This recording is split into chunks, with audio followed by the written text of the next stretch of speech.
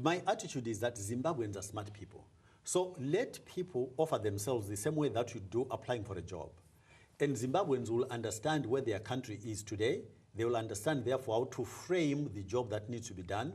And then they will look at the short list or long list, for that matter, of those who offer themselves and see what the best match is. Right. Objectively speaking now, how popular does Robert Mugabe remain in Zimbabwe? His wife suggested that he could win elections even as a corpse. I've already covered the issue of the stats, the electoral stats.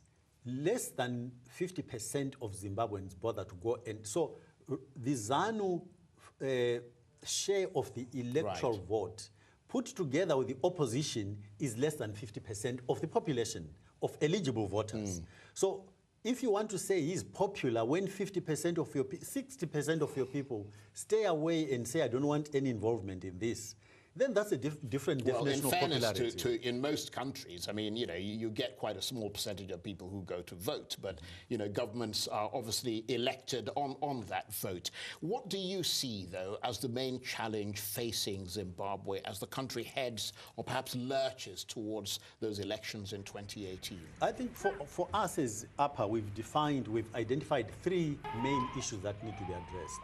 The first one is that the country has got no unity. The population is not united. We've got a geographic entity called a nation state, but within it, we've got a people who are completely ununited because the politicians have deliberately done a divide and rule.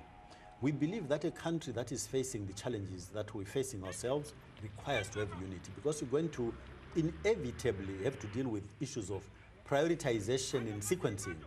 And those require that a nation have a particular view on where to start and where to go and what the program should be. So that's point number one. Point number two, Zimbabwe requires somebody who is going to understand the value of institutions that are institutions of state and are not captured by a political party. In our country, amongst other Southern African countries, I must say, if you look at the army, the judiciary, the police, and the intelligence services, they've been made appendages of a political party. That does not foster trust between the citizens and the government. So that's the second leg. You need to create a situation where citizens' rights are protected by these institutions of state. And we don't have that. So citizens don't trust their government. And lastly, of course, the economy. But these two first planks actually contribute to how the citizenry, the entrepreneurs, and the formulation of participation by private sector comes into play. Okay. Now you talked about unity as a fundamental plank on which the country must move forward.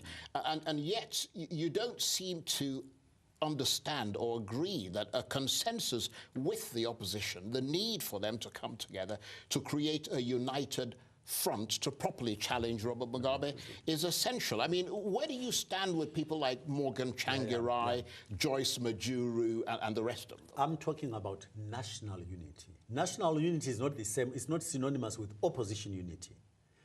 You need everybody to be united, to have a maturity where we can debate and have a contestation of ideas, but as a population, we need to be united.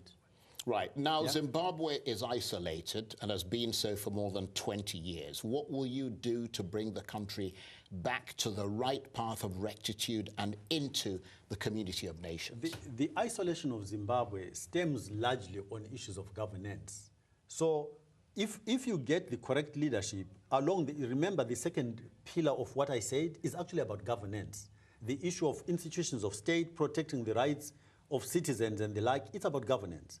You get that, you get rid of corruption, the international community will begin to recognize Zimbabwe as accepted back into the fold of a member of the global community. Okay, we'll be watching very closely as you make progress towards that 2018 election. Dr. Nkosana Moyo, presidential aspirant and former Minister of Industry and International Trade in Zimbabwe. Thank you very much indeed. Thank you very much for the opportunity.